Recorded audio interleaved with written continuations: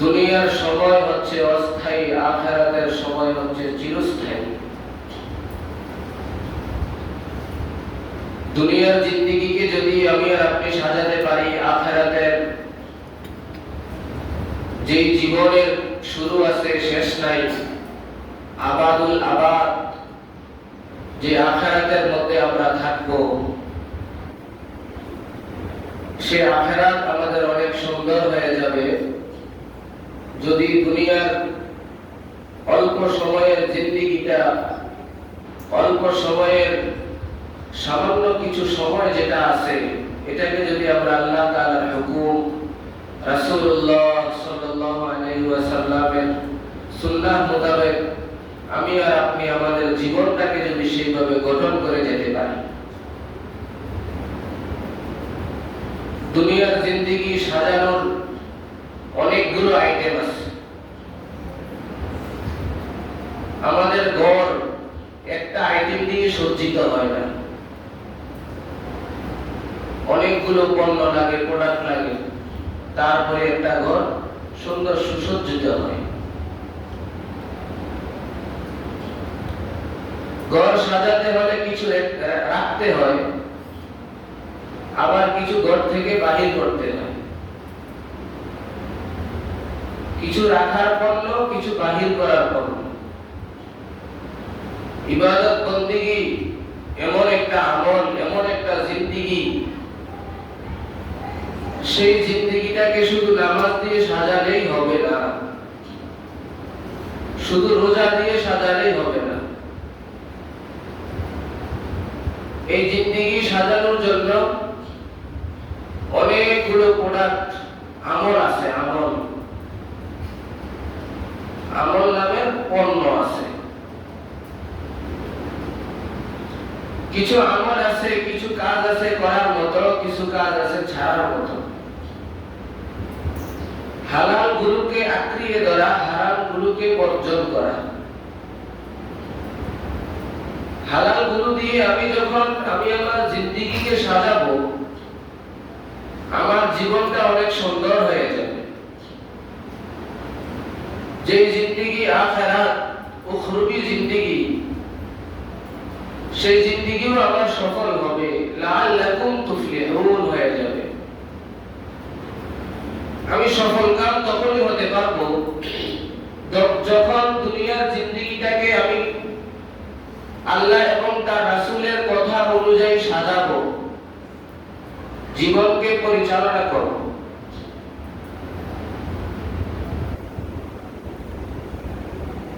আমার আত্মা, আমার নফস, আমার অন্তর অনেক কিছুই চাবে, তার চাহাত কোনো ছোট নয়। অন্তর অনেক কিছু চায়, তার চাহিদা অনেক। হালালটাকেও চায়, হারামটাকেও চায়। কোন সময় দেখা যায় এই নফস, আত্মা হারাম যেটা, এটাকে বেশি চায়, এটাকে বেশি চায়। জিহ্বা নিয়ন্ত্রণ রাখা, আত্মাকে নিয়ন্ত্রণ রাখা, নিজেকে কন্ট্রোল রাখা শরীয়তের বাইন্ডিং দ্বারা, বিধি নিষেধ দ্বারা।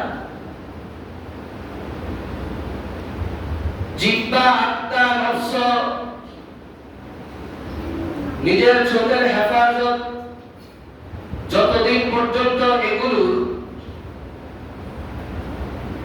নিয়ন্ত্রণ না করতে পারবো, আমার নামাজ ঠিক, তারপরও আমি নিয়ন্ত্রণহীন, কারণ আমি হারাম খাই।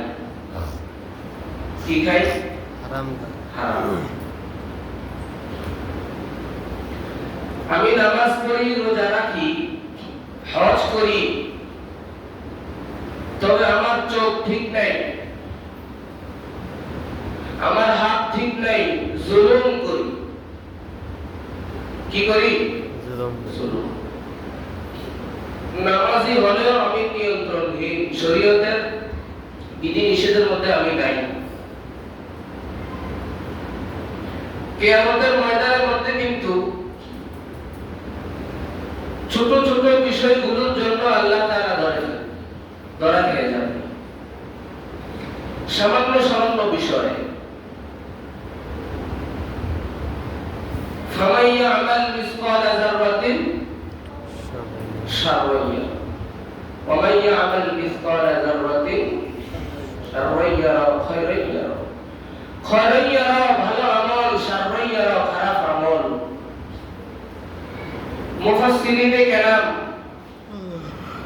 এটা ব্যাখ্যা করেছেন, ছোট যে গুনাহটা এটার পরিমাণ কতটুকু। অনেক সময় রৌদ্র ওঠে, মানুষ ঘরের মধ্যে শুয়ে থাকে, অনেক সময় জানালার ফাঁক দিয়ে একটু রৌদ্র আসে ঘরে, দরজার ফাঁক দিয়ে, জানালার ফাঁক দিয়ে অথবা কোন ছিদ্র দিয়ে রৌদ্র আসে।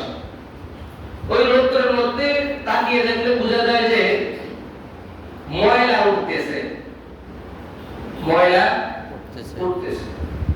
আর আপনি যদি ওই ময়লাটাকে হাত দিয়ে ধরতে যান, ধরা যাবে? ধরা যাবে না। এরকম বহুবার এভাবে হাত দেওয়া হয়, ময়লা সরে না, ময়লা আসে না নাই বোঝা যায় না, তবে চোখে দেখা যায়, চোখে দেখা যায়। মুহাদ্দিসিনে কেরাম বলেন, ওই যে কোন পরিমাণ একটু একটু কণা দেখতেছ, এটাই হচ্ছে তোমার গুনার সর্বনিম্ন যে একটা অংশ। এই যে কোন পরিমাণ, এটাও কিন্তু কিয়ামতের ময়দানের মধ্যে তোমার হাতের মধ্যে ধরিয়ে দেওয়া হবে। এটা বুঝতে কষ্ট হয়েছে। আর একটা উদাহরণ দিই। আমরা গোসল করার পরে লুঙ্গিটাকে যখন তারের মধ্যে দিতে যাই, ভালো করে নিংড়ানোর পরে একটা ঝাড়া দিত, ঝাড়া দেওয়া হয়, ঝাড়া দেওয়া হয়। ওই ঝাড়া দেওয়ার পরে যে সামান্য একটু পানির মতো বোঝা যায়, এভাবে ঝাড়া দিলে এটাকে অণু বলা হয়। মুহাদ্দিসিনে কেরাম এই পরিমাণ গুনাহটাকেও কিয়ামতের ময়দানে তোমার আমলনামার মধ্যে পেশ করা হবে। কোথায় আছে? পেশ করা। সেজন্য নিজের জীবনটাকে সফল করা, কামিয়াব করা। এখন সবচাইতে বেশি যেটা দেখা যায়, আমরা নিজেদের উপর নিজেরা জুলুম করতেছি, নিজের উপর নিজে। অন্যের উপর তো জুলুম আছেই, তবে নিজের উপর নিজে আমি অনেক পরিমাণ জুলুম করতেছি, অত্যাচার করতেছি, নিজের উপর নিজে আমি জুলুম করছি। নিজেকে এখনো আমরা চিনলাম না, আর বাকিদেরকে কিভাবে চিনব? এই যে আমি নামাজ পড়তেছি না, এটা অন্যের উপর জুলুম নাকি আমি আমার উপর জুলুম করলাম? বলেন। বেপরদায় চলা, মিথ্যা কথা বলা, গীবত করা, শিকায়েত করা, সুগুলখুরি করা, হত্যা, রাহাজানি, মামলা, আরো যা কিছু আছে, নিজের উপর জুলুম আমি করছি। আমি এখন আমার নিজেকে চিনলাম না, নিজেকে এখনো চিনতে পারলাম না। কু আনফুসাকুম ওয়া আহলিকুম নারা।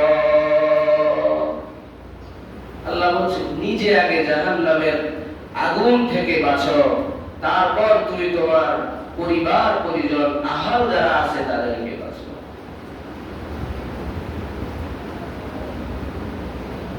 নিজেকে আগে আমরা চিনি। কেন আল্লাহ তাআলা আমাদেরকে পাঠাইলেন, কোন উদ্দেশ্যে পাঠাইলেন, কি করতেছি আমরা, দুনিয়ার হায়াতটাকে কিভাবে কাটিয়ে দিচ্ছি,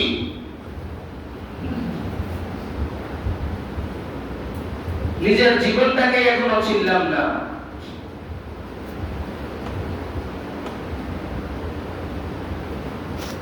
আল্লাহ রাব্বুল আলামিন সমস্ত মানুষদেরকে সতর্ক বানিয়ে দিয়ে শোনাইতেছে, বলতেছে, তোমরা নিজেরা সতর্ক হয়ে যাও। জাহান্নাম নামক একটা জিন্দেগি জিন্দেগিতে আছে, জীবনে আছে কোরআন শরীফ, সেই জীবনটাকে তোমরা সামনে রাখো, এটাকে রেখে তুমি তোমার জীবনকে পরিচালনা করো। কিয়ামতের ময়দান যে বিচার হবে অনেক ভয়ঙ্কর, অনেক ভয়ঙ্কর। আমরা যে মনে করি শুধু মানুষের বুঝি বিচার হবে, না ভাই, শুধু মানুষের বিচার নয়, গরু ছাগল জীব জন্তু যে আপনি দেখতেছেন এগুলোর বিচার হবে। এগুলো কি হবে? এগুলোর পর্যন্ত বিচার হবে। আজকে তো আমরা জুলুম করতে একটু দ্বিধাবোধ করি না, অন্তর কেঁপে ওঠে না, অথচ আসমান কাঁপে আমি যে জুলুম করি। আমার আত্মা কাঁপে না, জমিন কাঁপে আমি যে জুলুম করি আর গুনাহ করি। জমিন তো প্রতিদিন আল্লাহ তাআলাকে বলে, আল্লাহ আপনি একবার মাত্র হুকুম দেন আমি তাকে খায়া ফেলি। আল্লাহ বলে যে সেটা আমার বান্দা, হে জমিন তোর বান্দা হলে তুই খায়া ফেল।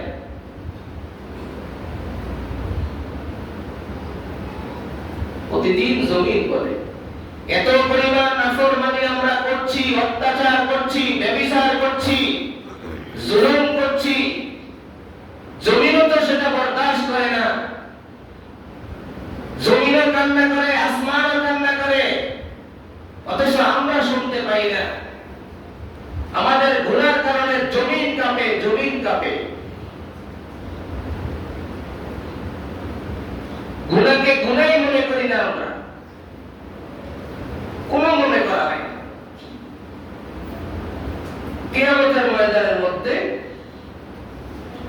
শুধু মানুষদের হিসাব হবে না, জিন, ইনসান, অন্যান্য জাতি যেগুলো আছে এগুলো আল্লাহ তাআলা হিসাব করবে। ইন্না আনযারনাকুম আযাবান করিবা, আনযারনাকুম আযাবান করিবা, এই যে আযাব হবে এটা অত্যন্ত নিকটে, নিকটে, করিব, অনেক নিকটে, তোমাদের সামনেই সেই আযাব, তোমাদের সামনেই। ইয়াউমা ইয়ানজুরুল মার'উ মা কদ্দামাত ইয়াদাহ, কিয়ামতের ময়দানে সমস্ত আমলগুলো আমরা দেখতে পারবো এবং কি যার যার হাতের মধ্যে দিবে, হাতের মধ্যে দিবে। ওয়ায়াকুলুল কাফিরু ইয়া লাইতানি কুনতু তুরাবা, ওয়ায়াকুলুল কাফির, কাফিররা তখন বলবে ইয়া লাইতানি কুনতু তুরাবা, হায় আমি যদি মাটি হয়ে যাইতাম, আমি যদি মাটি হয়ে যাইতাম। মানুষের বিচারের আগে আল্লাহ তাআলা আগে অন্যান্য জীব জন্তু যেগুলো আছে এগুলোর বিচার করবেন। এক ছাগলের শিং নাই, আরেক ছাগলের শিং আছে। তাফসীরের মধ্যে লিখছে, তাফসীরে আনওয়ারুল কোরআন, সেটার মধ্যে পেয়ে যাবেন। ওটার মধ্যে লিখছে এক ছাগলের শিং নাই, আরেক ছাগলের শিং আছে। যার শিং আছে সে যার শিং নাই ওই ছাগলকে দুষা মারছে। তো কিয়ামতে আল্লাহ তাআলার দরবারে শিং না থাকনে ওয়ালা সেই প্রাণীটা দাঁড়িয়ে আল্লাহ তাআলার দরবারে তার বিরুদ্ধে মামলা দিবে। এক গরু আরেক গরুর উপরে প্রস্তাব পায়খানা করে দিছে, হাসির কথা নয়। কিয়ামতের ময়দানে আল্লাহর দরবারে মামলা দিবে। এক গরু আরেক গরুকে লাথি দিছে, তার বিচার হবে। আল্লাহ তখন তার শিং নাই, তার শিং দিবে, বলতে যাও তোমাকে একটা দিছে তুমি একটা দোষা মারো, দুইটা দিছে তুমিও দুইটা মারো। বিচার যখন শেষ হয়ে যাবে তখন আল্লাহ তাআলা বলবে কি তুতুরাবা, যাও তোমরা এবার মাটি হয়ে যাও, তোমাদের বিচার এখানের মধ্যেই শেষ, এখানেই শেষ। এই বিচারটা যে করতেছে মানুষের সামনে, ইনসানের সামনে, ইনসান দেখতেছে তো ইনসান দেখতেছে। এবার ইনসান মানুষ আফসোস করে বলতেছে, ওয়ায়াকুলুল কাফিরু ইয়া লাইতানি কুনতু তুরাবা, হায় আজকে যদি আমি ছাগল হইতাম, ছাগলের মতো মাটি হয়ে যাইতাম, আমি যদি গরু হইতাম, গরুর মতো আমিও মাটি হয়ে যাইতাম, আমি যদি হিংস্র প্রাণী হইতাম, আমিও তাদের মতো মাটি হয়ে যাইতাম, আমার আর এত বিচার হতো না, এত বিচার হইতো না। কুরআনের কথা, লাগামহীন চলছি, জুলুম অত্যাচার করছি, নিজের উপর জুলুম করছি, অন্যের উপর জুলুম করছি, ইনসাফ নাই, জুলুম। অথচ আল্লাহর নবী বলছেন, আয-যুলমু যুলমাল ইয়াউমাল কিয়ামা, কিয়ামতের দিন জুলুমটা ভীষণ অন্ধকার হয়ে দাঁড়াবে, ভীষণ অন্ধকার। জুলুমের কালা চশমা পরিধান করানো হবে, সেখানে যা যা করা হয়েছে সব কিছু সামনের মধ্যে চলে আসবে। এজন্য আমার আর আপনার দ্বারা যেন বিন্দু পরিমাণ, সামান্য পরিমাণ একটু জুলুম না হয়, কথার দ্বারা যেন আরেক ভাই কষ্ট না পায়, সেটাও খেয়াল রাখা।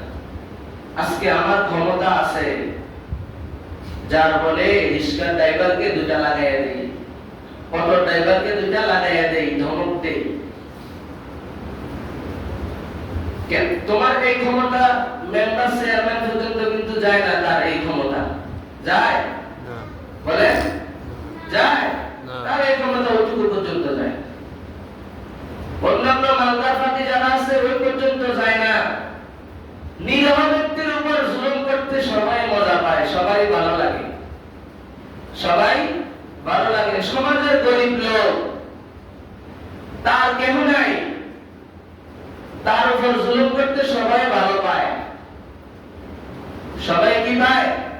ভালো পায়। যে পারে না সে একটা বাঁকা কথা বলে, যে পারে না, যার শক্তি নাই, সেও এসে একটা ঘুষি দেয়, তাই তো? এটা জুলুম। আল্লাহ রাসূল সাল্লাল্লাহু আলাইহি ওয়াসাল্লামের জীবনে কখনো এই সমস্ত বিষয় ছিল না। যখন একেবারে ছোট, হালিমাতুস সাদিয়া রাসূলের দুধমা, দুধ পান করতেন, এক স্তন থেকে দুধ পান করত, অন্য স্তনে মুখ লাগাতেন না। যখন বড় হইল, রাসূলকে জিজ্ঞাসা করলে রাসূলুল্লাহ সাল্লাল্লাহু আলাইহি ওয়াসাল্লাম বলেছেন, আমি এক স্তন থেকে দুধ পান করতাম, অন্য স্তন থেকে দুধ পান করতাম না। তার কারণ হচ্ছে আমারও তো আরেকটা দুধ ভাই আছে, দুধ ভাই আছে। দুই স্তন থেকে যদি আমি দুধ পান করে ফেলি, আমার আরেক ভাইয়ের উপর জুলুম হবে, এজন্য আমি আরেক স্তন থেকে দুধ পান করতাম না। শুধু কি তাই? ওই সময় তো ছোট ছিল, ছোট। উহুদের যুদ্ধ, কথা শুনবে। কোন যুদ্ধ? উহুদের যুদ্ধ। যুদ্ধের ময়দানের মধ্যে রাসূলুল্লাহ সাল্লাল্লাহু আলাইহি ওয়াসাল্লাম হাতের মধ্যে একটা লাঠি নিলেন।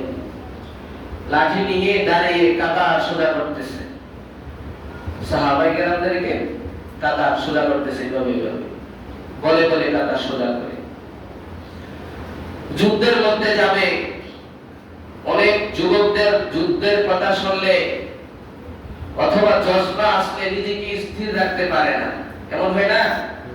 বিকট আওয়াজ দেয়, ঠিক ঢাকা, এটা কি, অনেক আওয়াজ আসে। তো ওই সময় যখন আলোচনা করলেন, কাতার সোজা করতেছে, সাহাবী স্থির নেই, এখানে যায় ওখানে যায়, ইমানি জজবা। রাসূলুল্লাহ সাল্লাল্লাহু আলাইহি ওয়াসাল্লাম ওই সাহাবীকে এইভাবে একটা হালকা ভাবে একটা ধাক্কা দিয়ে বলতেছে, ঠিক হয়ে দাও, ঠিক হয়ে দাও। তাদের ঈমান ও ঈমান, সাহাবীওয়ালা ঈমান। সুযোগ পেয়ে ওই সাহাবী বলতেছে, রাসূল আমি কষ্ট পাইছি, আমি ব্যথা পাইছি, আমি কি পাইছি? ব্যথা পাইছি। তখন রাসূলুল্লাহ সাল্লাল্লাহু আলাইহি ওয়াসাল্লাম বললেন, হে সাহাবী, আমি তোমার সামনে দাঁড়িয়ে গেলাম, আমার হাতের মধ্যে যে লাঠিটা আছে সেই লাঠিটা তুমি তোমার হাতের মধ্যে নাও। তোমার শরীরের মধ্যে তো কোনো জামা কাপড় নাই, তুমি দেখো আমি আমার জামা কাপড় খুলে দিলাম, আমি কাপড়বিহীন হয়ে গেলাম। আমি তোমাকে যেইভাবে আঘাত করেছি তুমি সেইভাবে আমাকে একটা আঘাত করে দাও। তবে সাবধান হে সাহাবী, এখানে বলছো কিয়ামতের ময়দানে আল্লাহর সামনে আমার এই বিরুদ্ধে মামলা দিও না বলিও। সেই সাহাবীর সাথে সাথে লাঠি হাতে নিয়ে নিলেন। সাহাবায়ে কেরামের মধ্যে কান্নার রোল পড়ে গেল। কি হচ্ছে রে কাহিনী, কি হচ্ছে কাহিনী?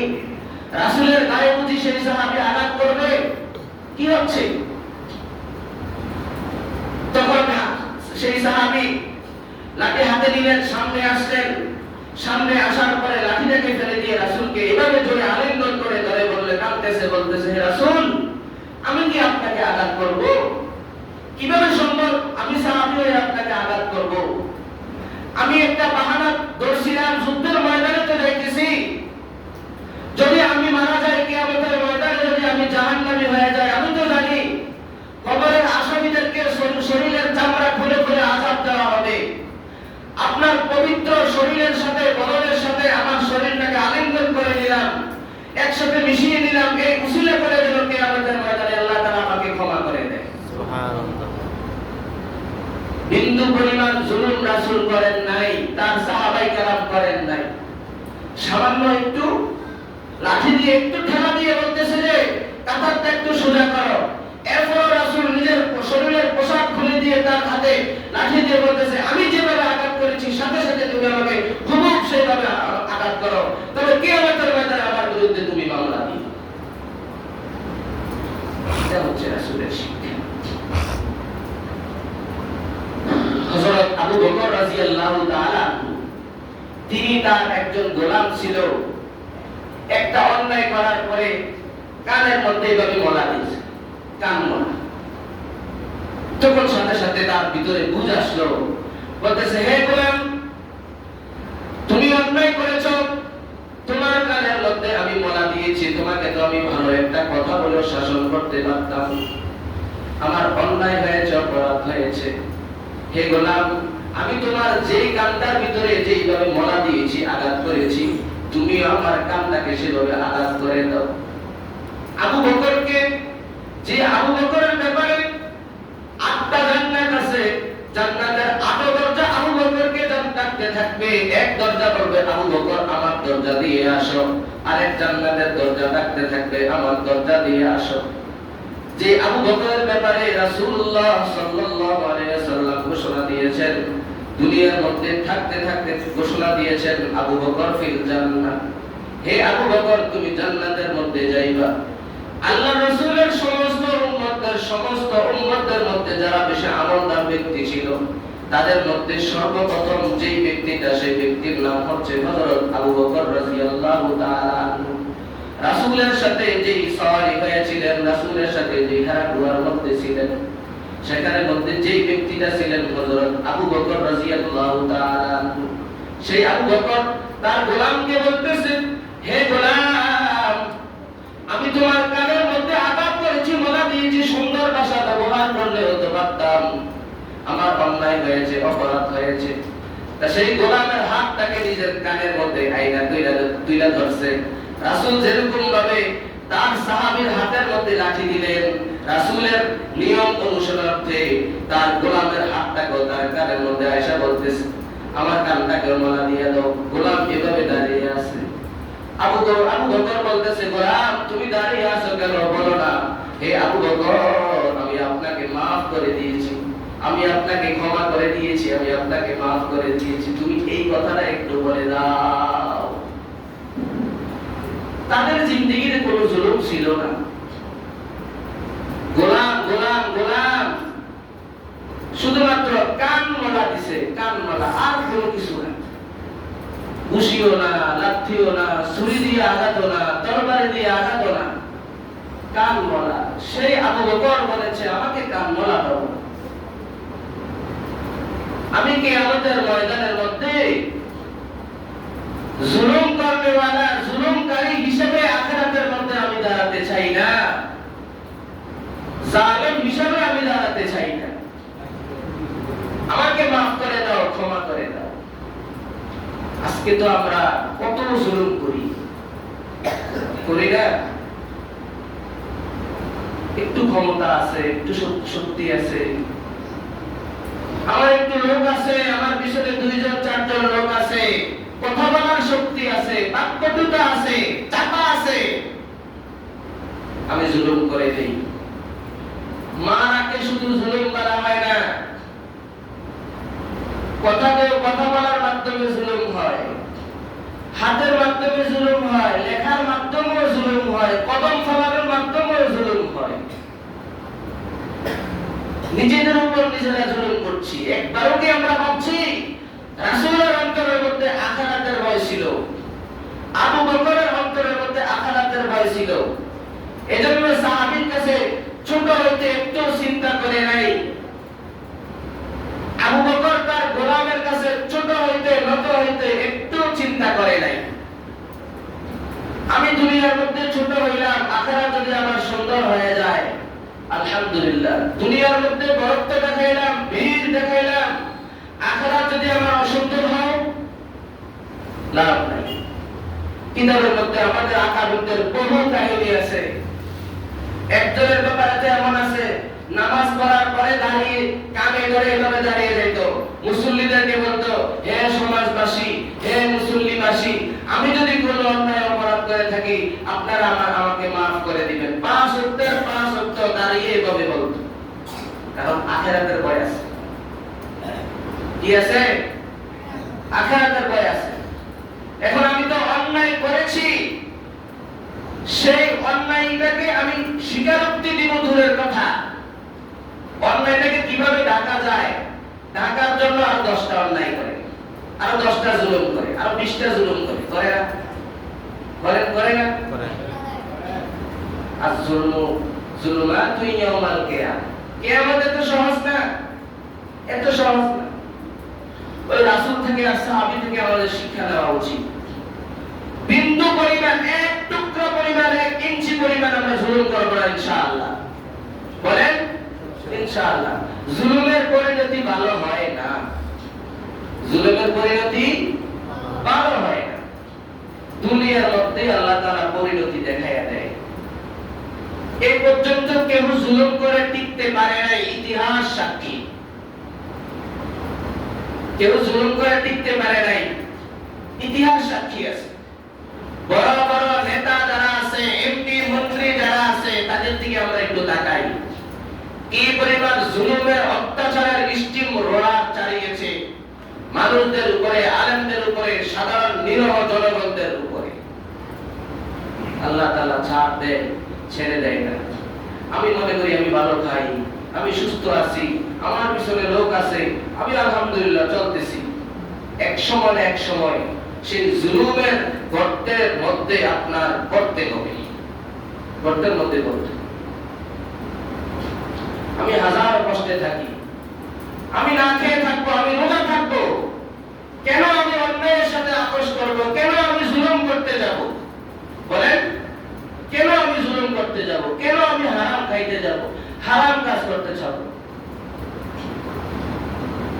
রোজা থাকবো প্রয়োজনে, তারপরে হারাম জিনিসকে ভক্ষণ করব। কি বলে?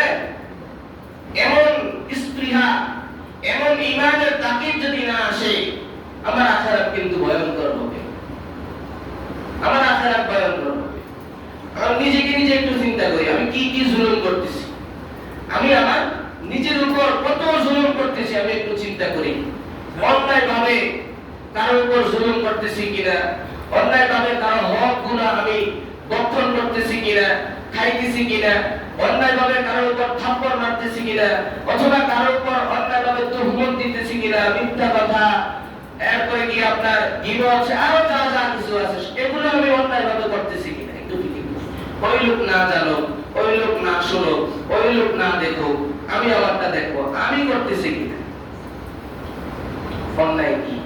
গুনাহ কি একেবারে সাধারণ বাংলা ভাষায় যেটাকে বলে গুনাহ কি, যে কাজটা অন্যের সামনে করতে নিজেকে অপরাধী মনে হয়, এটার নামে গুনাহ। এটার নাম কি? যে কাজটা অন্যের কাছে, মানে আমি এই কাজটা করতেছি, অন্য কেউ দেখলে আমাকে অপরাধী ভাববে, খারাপ ভাববে, ভাববে, এইটা যদি আমার ভিতরে আসে, এটাই হচ্ছে গুনাহ। এটা কি? অন্যায় কাজ। এটা থেকে আমরা বেঁচে থাকি, নিজেকে বাঁচাই। শুধু তাহাজ্জুদ পড়লাম আর আল্লাহর দরবারে অঝরে কাঁদলাম, শুধু কান্নাকাটি করলাম, ইবাদত বন্দেগী করলাম, মাঝে মাঝে একটু অন্যের উপর জুলুম করলাম, হবে না। প্রকৃত ওলি কাকে বলে? বুজুর্গ কাকে বলে? ওলি কাকে বলে?